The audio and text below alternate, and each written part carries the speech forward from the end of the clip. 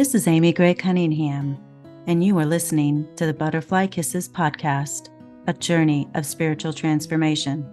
It has been my pleasure to speak with some amazing people who have had profound spiritual awakenings. Throughout these conversations, may you experience a life filled with joy, love, and personal growth. Now let's get going. Hello, everyone, and welcome to Season 2 of Butterfly Kisses, a journey of spiritual transformation. I am your host, Amy Gray-Cunningham, and I'm so grateful to have you here. I'm so grateful to be back. I took a little break for a while, but now we're back. We have some amazing guests coming up, and I'm just super excited about what Season 2 is going to hold for us and for you. So please stay with us. A little bit of housekeeping to start off with. We are going back to the old days where I am doing only 2 podcasts a month. It will release on the first Sunday and the third Sunday of each month. A new episode will release at 9 o'clock in the morning, like usual on that one, but only 2 a month now. I realized that having balance in my life is very important. I love doing these podcasts and putting them out, but it did take a little bit of work, and that's good, but that also took a lot of time away from me being able to do mediumship readings and Akashic record readings. And so I took a little bit of a break. I've hired some help, and they are going to be helping me to get out at least 2 podcasts a month. So hopefully, who knows where we'll go. I am leaving that up to the angels in the universe, and hopefully it'll all be amazing. But today's episode, I wanted to do this one because it's the first one of the second season. And one of the topics that I really wanted to talk about is receiving signs from our loved ones in heaven. That seems to be a very hot topic for people, especially with the clients that I have been working with lately. They always ask me, well, how can I receive signs? I'm not receiving signs. What does that mean? Is there something wrong with my loved one in heaven? Can they not communicate? Do they not want to communicate? What's wrong with me? I just don't see the signs. And so I thought I'd do a podcast about it and just tell you a little bit about how Chuck talks with me. For those of you who don't know, my husband passed over to the spirit world on June 5th of 2011. Very unexpectedly, he went out onto the front porch when we were up in Virginia on vacation, and he just went to sleep in this world and woke up in the next. Very unexpected.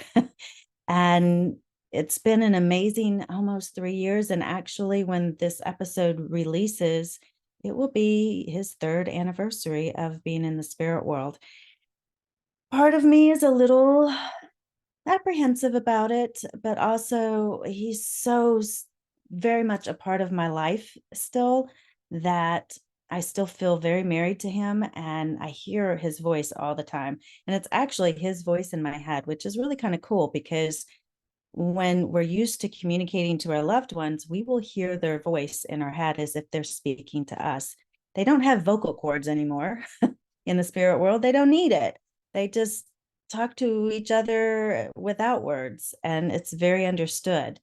But they do realize that we need to hear words, so they're able to talk with us through our head. Now, sometimes people can actually hear auditory voices outside of the head, actually, like conversations between you and I, where I would hear your voice outside of my head and you would hear my voice outside of your head. I've had that happen to me a couple of times, but not with Chuck. I mostly hear it in his head, and a lot of times I hear him laughing at me. So I actually heard my sister-in-law, Fran, one time. It was very interesting. She was telling the dogs to be quiet, and which would have been something she would have done. And it came at a very interesting moment in my life where I needed confirmation for something. And it was eye-opening for me. Another time that I heard a voice outside of my head was when I was told I was going to donate a kidney to a complete stranger. That was interesting.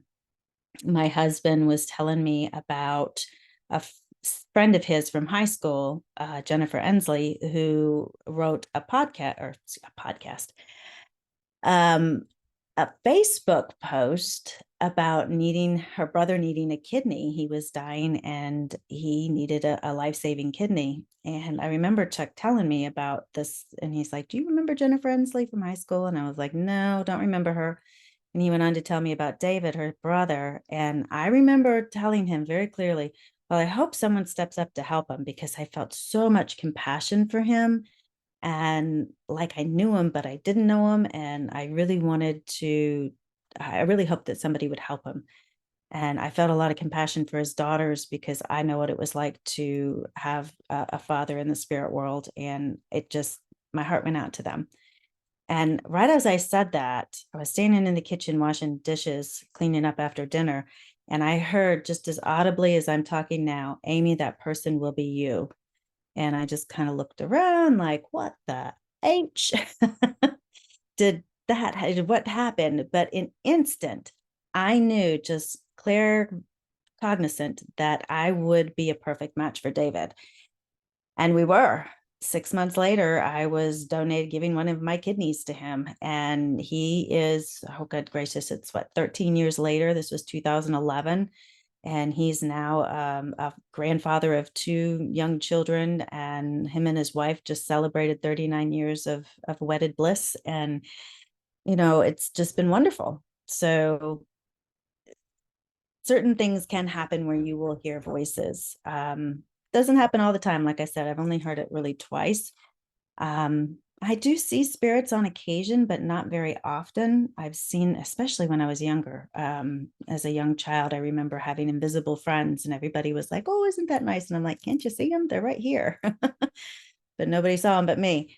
And I learned very quickly that you just don't talk about those stuff, because, your friends look at you like you're crazy. And yeah. And so I would put that aside for a long time, until just recently. And I was actually at a concert with my niece and my sister-in-law. And out of all of the people in the entire stadium, and the stadium was packed, I had one empty seat beside me. And this guy comes and sits, a lone person. I just figured I wouldn't have anybody sitting beside me, because who sits by themselves at a concert, right? Well, this guy did. And lo and behold, I saw this woman, and she was pregnant, and she wasn't alive. And I knew immediately that that was his girlfriend, and that she had passed over. And he proceeded to talk to me about her, which was very interesting. Of course, I didn't tell him that, "Hey, yeah, your sister, your girlfriend is standing right behind you, and she's letting me know that, yes, everything is okay." But I just listened to him and tried to explain a little bit about, what the afterlife is like, and, that her and her baby are perfectly fine. They're perfectly well. But that was an interesting experience. So anyways, why don't I receive signs from my loved one in heaven? What's going on with that? Why, and it's very interesting, because we have to learn, like I said earlier, our loved ones don't have a voice box anymore. They have a new love language, and we have to learn how to communicate with them with this new love language. And one of the ways they communicate is through signs. So when we say, "Oh, well, that's in my head, that can't necessarily be happening," we're actually discounting their communication. And they're going to be like, "Okay, well, she's not getting it, or he's not listening." And they're going to give up eventually.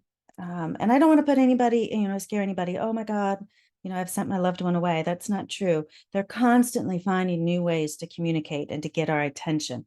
There may be a song that comes on at a particular moment in time, that right when you're thinking about them, and it's like your song. And it's amazing when that happens. I had an experience with a friend of mine. I had taken my dogs to go get groomed, and we were saying goodbye. I was writing the check, and all of a sudden, my friend looked at me, and just out of the blue, she says, "Amy, you're beautiful." I was like, okay. It was just an odd thing for her to say. It was just a very odd moment, because I was writing a check. We weren't talking about anything like that, but she just says, "Amy, you look beautiful today." And I thought, wow, okay, thank you. And as I'm walking to the car, I asked Chuck, I said, was that you working through Jan to tell me that I was beautiful? And I heard yes. And I'm like, well, you're going to have to give me a sign to make sure, confirmation of this. So I get in the car, and normally I don't have the radio on in my car. If I'm listening to anything, it's a podcast or a YouTube video. But most of the time, it's just silence because I like the silence when I'm driving. It's very meditative for me. But I turned the car on and the radio came on. And the song was I Love You. Um, oh, what was the song? I think that was it. Something about I love you always, or you are beautiful today. That was it. You look beautiful today. And I just started crying. I'm like, that is no other explanation, an OND or ONE, no other explanation moment for me, because he confirmed it with this song. I mean, I didn't have the radio on when I got there. I had been listening to a podcast, and the song You Are Beautiful came on, and right after Jan had said that to me. So I thought that was definitely a sign. My grandmother, she loves to send me pennies from heaven, and there's a particular story behind receiving those signs from her, where when I was little, I would go and stay with grandma and grandpa sometimes on the weekends. And grandma, of course, would take me shopping, and she would always give me her pennies. After back then, everybody, she paid with everything with cash. There was no credit cards. There was no Zelle. There was no Apple, Pay or anything like that. It was all cash. And so she would always give me the change, and I would get the pennies usually. And I thought that was a big deal. I loved the pennies. I thought I was rich. And so I would keep the pennies. Well, this particular weekend where I'm visiting her, and I had gotten up before her that morning, and that usually never happened. My grandmother never slept in. She was up before the chickens outside. I mean, the roosters, and she was always up early. But this morning I got up early, so I was like, well, what I normally did when I was at home, I went in the kitchen and fixed myself a bowl of cereal. I was hungry, and she came in that kitchen, just spitfire mad. Imagine this little woman with white hair, Irish, just she was mad that I was in her kitchen before her. And I could not for the life of me understand why she was mad at me. And I took it personally. And being of the same temperament as my grandmother, I decided I was going to get back at her. And so we were leaving that day. They were taking me back home. And I took all the pennies out of that she had given me that weekend, and I left them on the dresser. It's like, I am not taking those pennies. So I'm in the car. We're waiting on grandma to get in the car and talking with my grandfather. And grandma gets in the car and she says, Amy, you left all your pennies on the dresser. Did you mean to do that? I'm like, yes. I was like, my mother told me to never take pennies or money from strangers. Whoa. My grandfather didn't say a word all the way back home. Let me tell you, it was hot to trot in that car. And needless to say, she never gave me another penny the entire time she was alive. And so now she leaves me pennies in very unique places. I was at a horse tournament with my son and his now wife. It was his then girlfriend, and she was riding in this horse tournament, and we were sitting watching all the other riders ride, and it was her, then my son, and then me. And Kat had gotten up to go get ready because it was almost her turn to get on the horse. And Alex had noticed that she didn't take her water, and he's like, oh, she's going to need her water. So he went to go take her the water. Well, I got up and went to go sit in his seat because it was a better view. There was a pole blocking my way. So I got up and sat in his seat. And when he got back, he sat in where Kat was sitting. And we watched her ride. And she did very well, by the way. Very, very well. She came in second place, I believe, for that tournament. But after it was over with, he went to go meet her, and I was just going to wait there. And I stood up to stretch my legs. And as I stood up, on the seat that I had sat where my son was sitting, there was a penny, and it was on heads. And I just started crying because I had felt my grandmother there at the tournament. She never got to meet my son or any of her grandchildren for that matter. And so it was real special for me to know that she was there with me. But that penny was not there when I sat down, and I didn't have any pennies in my pocket. So I knew that it wasn't for me. There was once again, an ONE, no other explanation, or NOE, no other explanation. And so there is a podcast about that. If you're interested in listening to it, it's called Pennies from Heaven. It's one of the first ones from the first season. So check it out if you're interested. But signs from our loved ones can come in any form. The thing to watch out for is, one, the meaning of it. I mean, a butterfly can always just come in your path, but is it a particular color? Did it do a particular thing? Did it land on your nose?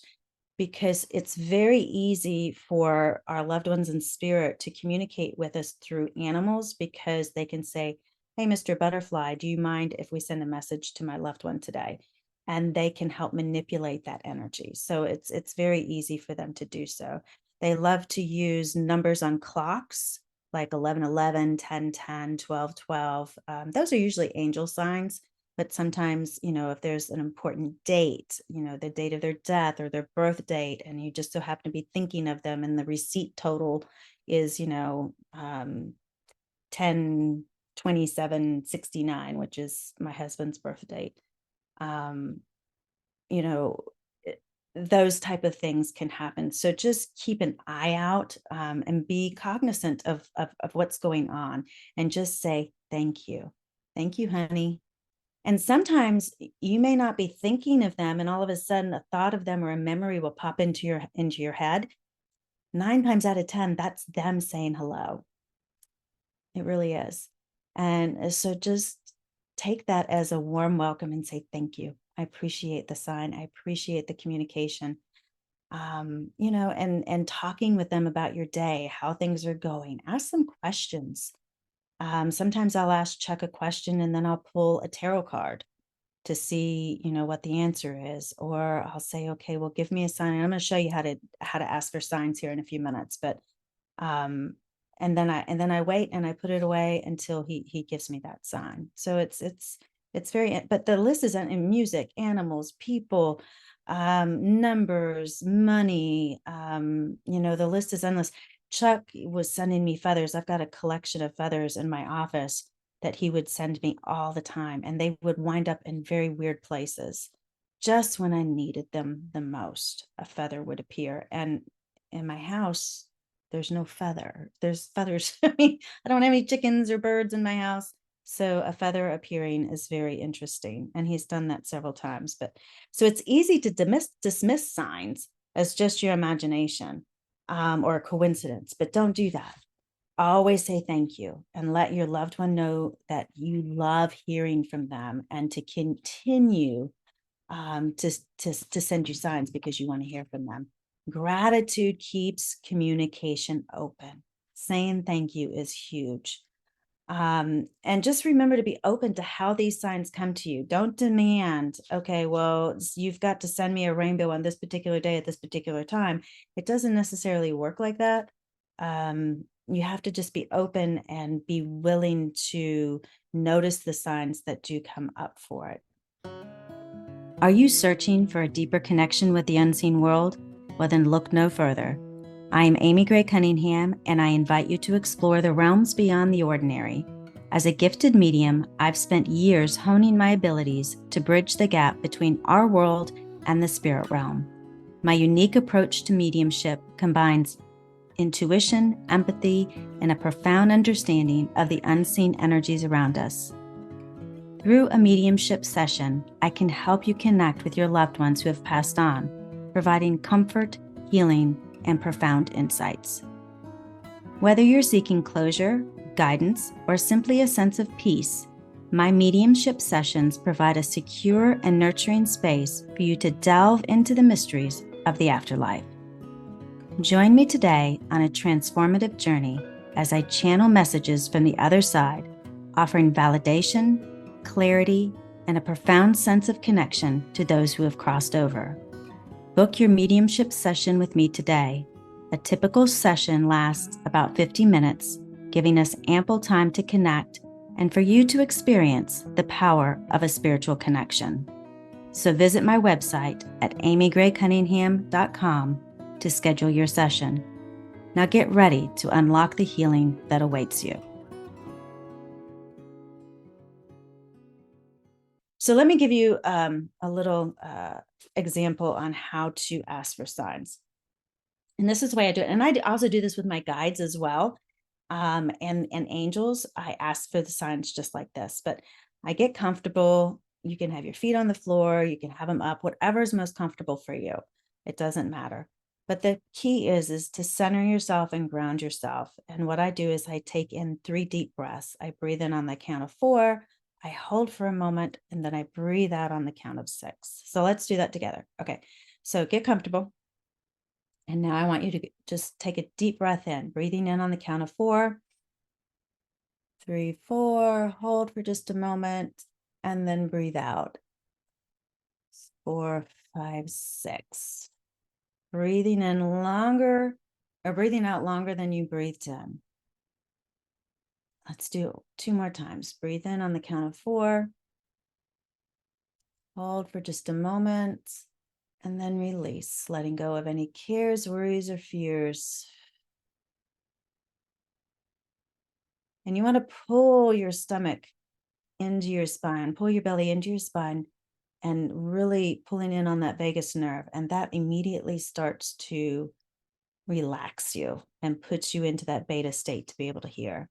So one more time, breathe in on the count of 4, hold, and then breathe out. Okay. Now, in your mind's eye, I just want you to hold out your hand and say, Chuck, thank you so much for all the love that you send me, whatever your loved one's name is. Thank you so much for all the love and gifts and signs that you send me. I would really love a sign today. Please give me a sign of, and then wait for just a moment. And the first thing that pops into your mind that they put in your hand, go with it. Okay, I just saw a heart-shaped rock. Okay, so tell them thank you for the sign, and you can't wait to see how it's going to pop up in your life. And send them love and gratitude from your heart, and then just hold on to it. Okay, so now totally forget about it. Just know that the sign is going to show up within the next day or two. And it can come. I've had signs show up on the back of cars, on their license plates. Now, I had a heart-shaped rock or a heart. So I'm going to be aware, and I've got it in my subconscious. And I know that Chuck will ding me or grab my attention when that sign appears, because they know what you're going to see in the future. They already know, and they know how they're going to play it out. So just allow it to happen. Just let it go and don't try to force it. You know, I had asked Chuck one time for a sign, and he gave me a pink elephant. And it was amazing how it showed up a few days later. I mean, who gets a pink elephant? But it was actually on the license plate of a car. So yeah. So just thank him for it and set the intention that they will snag your attention when that sign is getting ready to appear. And the other key is to know how that sign makes you feel. Does it remind you of them? It will usually come up randomly and is usually preceded, followed by thinking of your loved ones. I typically get chills when I'm receiving a sign from my loved one. My father sends me yellow butterflies. And I don't know if you guys can see the yellow butterfly there that I painted yet. If you're listening to this podcast, I have a yellow butterfly that I painted on my wall. And it was one of the first paintings I ever did. And I didn't realize I could paint either until after Chuck passed. I love painting. I'm not Rembrandt. I'm sure not going to sell it, but it's one of my passions, and it gets me into the creative mood. And it actually helps me to hear from Chuck is when I'm painting, because it keeps my my logical mind busy and allows my right brain, my creative mind, to really flow. And when we're in the right brain, literally when the right brain, right mindset, that's when we can hear from our loved ones the best. There's other possibilities that you may not be receiving signs from your loved ones. One is grief. Our own grief can keep us from actually seeing the signs, because when we're grieving, we're at a lower vibration. Grief is a very low vibration. Sadness is a very low vibration. And if you're in that grieving place, please allow yourself to be there, because it's very important that you go through the grieving process. I mean, it's been almost 3 years and I still grieve over my husband. There's still times where I'm like, I wish he was here to watch this movie with me. And actually, he's actually probably sitting right beside me for this movie. And he'll let me know that he's there. I'll get the chills, or I'll feel his hands on my back. But I have to be open to it as well. And sometimes grief just, it doesn't allow us to be open. So, move through the grief, find ways of allowing yourself to move through that grief. Don't allow it to get stuck within your body, because that's how we create dis-ease within our body, by holding on to the grief and stuffing it and telling ourselves we shouldn't be feeling this way. We should be moving on. Should is a very bad word in my vocabulary, because when I'm saying I should be doing something, I know that I'm in ego mindset. Should, woulds, coulds, those type of things. But so just give yourself time to feel the feels and move through it, and you'll be amazed at how they will work to meet with you and to get your attention. Gratitude and love will overshadow the sadness and loneliness, but it doesn't happen overnight. So keep that in mind. And once again, we're learning a new love language, and they are too.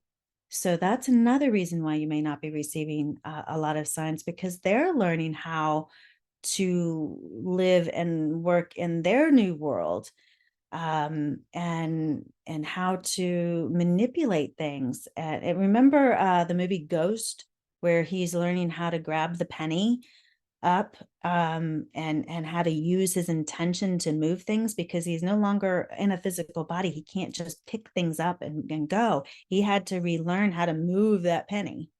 And sometimes it takes a little while. I mean, it took Patrick Swayze a little bit to be able to figure out how to do that. And then when he was able to move that penny up the walls for Demi Moore to see, I mean, that was just explosive. If you haven't seen the movie Ghost, I highly recommend it. It's an old movie, but it's really good. So give them some time as well. Chuck, bless his heart, he was communicating with me shortly after he passed. And I had told him, because I'm laying there with him on the porch, I told him I needed a sign from him that he was okay. And that was really important for me, because I knew the moment he had passed, and it was just very apparent to me. I just knew it. And I knew that he was happy. I knew that the weight had been lifted off of him, the grief, the sadness that he had been carrying around with him, but I needed to know that he was okay. And so I got an image, and I heard the word deer, and it was one deer.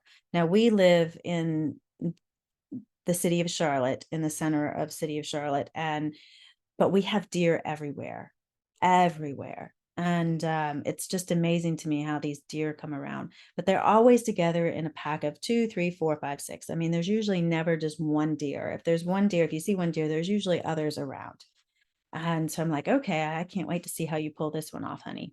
And deer was his favorite thing to see. If he saw a deer in the front yard, he got all excited. He was taking pictures. And we saw a buck in our backyard one time, and he just thought that was the best thing. That and owls. He loved owls too. And every now and then I still get owls from him as well. That's really kind of cool. But this particular day, I had gotten up. It was early, like 3 or 4 in the morning. I wasn't sleeping well. It was a couple days after he'd passed. And I got up, and it was just pure silence outside. It was very dark. And I let the dogs out there, and I went to go make a cup of tea. Well, I heard them barking. It's 3 or 4 o'clock in the morning. I'm thinking, oh, geez, you're going to wake up the whole neighborhood. So I go, and I'm like, I poke my head out the door, and I'm like, shh, shh, shh. And they kept barking, and they were back behind the shed. I'm like, are you kidding me? So I went to go look for my Crocs, and my Crocs are right by the back door. I don't usually leave them by the back door. I leave them by the front door because I usually use them to go outside at the garage door.